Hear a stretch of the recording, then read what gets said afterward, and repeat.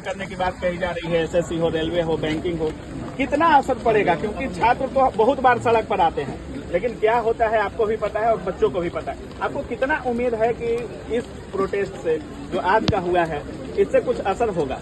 बिल्कुल असर होगा। और ये मांग सिर्फ एसएससी, रेलवे या किसी एक अन्य एग्जाम को लेकर नहीं है, मांग पूरे एग्जाम सिस्टम को लेकर है। हाँ। कि जिस तरीके से परीक्षा के सेंटर्स पे लगातार आपने धांधली देखा है, बच्चों के साथ बदलचूकी करा जा रहा है, बहुत सारी ऐसी दिक्कतें हैं जिसको दूर करना। और इसी वजह से आज बीओपीटी ऑफिस में मिलने के लिए बात भी करी गई थी। सभी शिक्षक इकट्ठा हुए थे। अभी तो फिलहाल बहुत सारे शिक्षक यहाँ जंतर मंतर पे इकट्ठा है, लेकिन कई सारे शिक्षक को डिटेन किया जा चुका है। लेकिन अब सबका यही प्लान है कि जब तक कोई फाइनल निर्णय नहीं आ जाता, तब तक सारे शिक्षक यहीं पर रहेंगे और कहीं ना कहीं एग्जाम में हो रही समस्याओं को लेकर कोई ना कोई फाइनल निर्णय लेकर ही रहेंगे। क्या मांग लेकर आए थे आप लोग?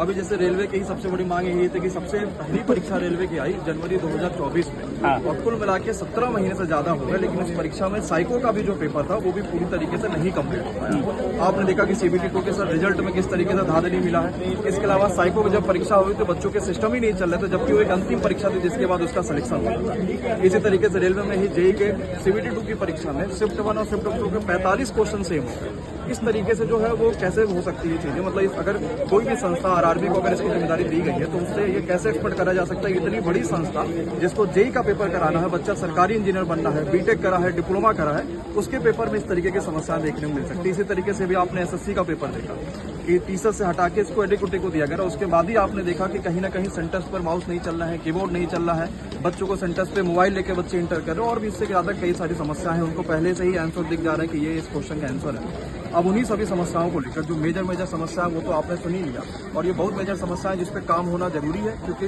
सरकार ये कहती है कि युवा देश का भविष्य है, लेकिन वाकई में युवाओं के साथ जो चीजें हो रही है उतना तो किसी के साथ नहीं हो रहा। साइको एग्जाम में भी गड़बड़ी देखने को मिली सर।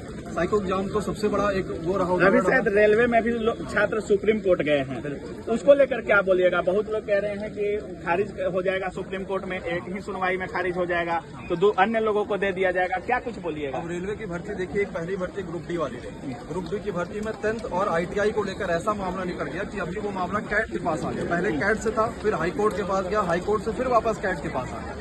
फिलहाल हाईकोर्ट ने कहा कि 1 माह के अंदर उसका कोई ना कोई निर्णय दे। उसी तरीके से एलपी साइको की परीक्षा को लेकर तो एलपी में अभी ये सुनने को आ रहा है कि ये भी जो है मामला कोर्ट के पास जा चुका है। देखिए कितना हद तक क्या सही होता है। और वाकई में अगर आज वैकेंसी और ये सीधे जब बच्चा पेपर की तैयारी शुरू करता है और उसको साल भर बीत जाता है तो पता चलता है या भर्ती कोर्ट में जा चुकी है या इस तरीके से समस्याएं देखने को मिल रही है। तो मैं चाहता हूँ सभी शिक्षक इसमें साथ हैं, इसी तरीके से बने रहें और तब तक बने रहें जब तक कि कहीं ना कहीं कोई ठोस निर्णय हमें देखने को मिले। धन्यवाद, शुक्रिया। बुला लीजिए।